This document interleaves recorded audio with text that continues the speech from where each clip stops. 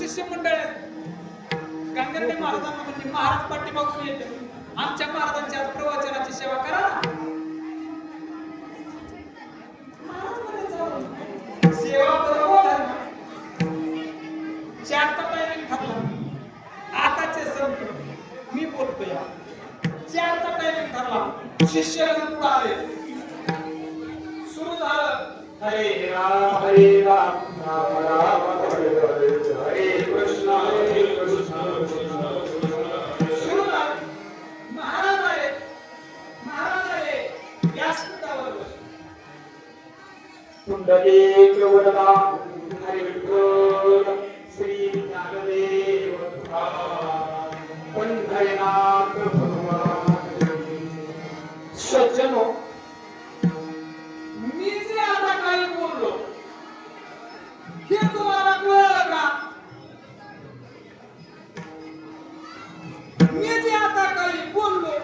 ते तुम्हाला कळलं का लोक आचंबित झाले महाराज आम्हाला काहीच कळलं नाही तुम्हाला सांगायचं चला दुसऱ्या करू का गांधीने भारतीमध्ये मग म्हणजे काय करायचं दुसऱ्या दिवशी म्हणजे महाराजांची सेवा किती जाऊ द्या पुढे म्हणजे महाराज दुसऱ्या दिवशी सेवा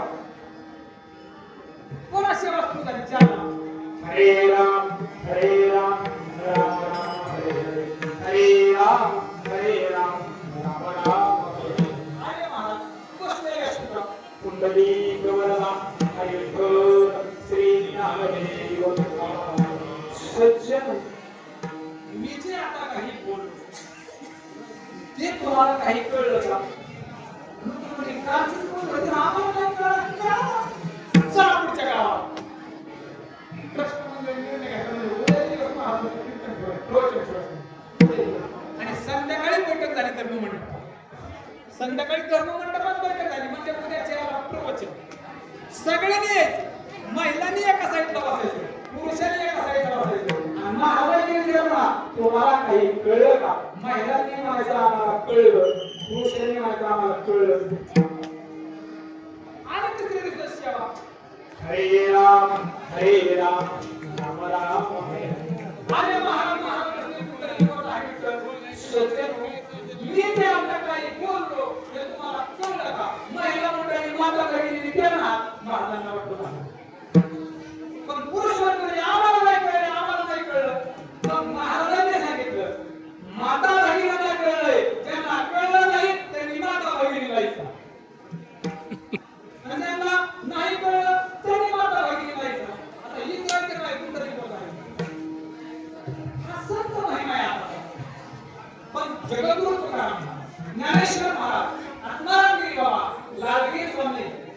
संत होते जगासाठी जगासाठी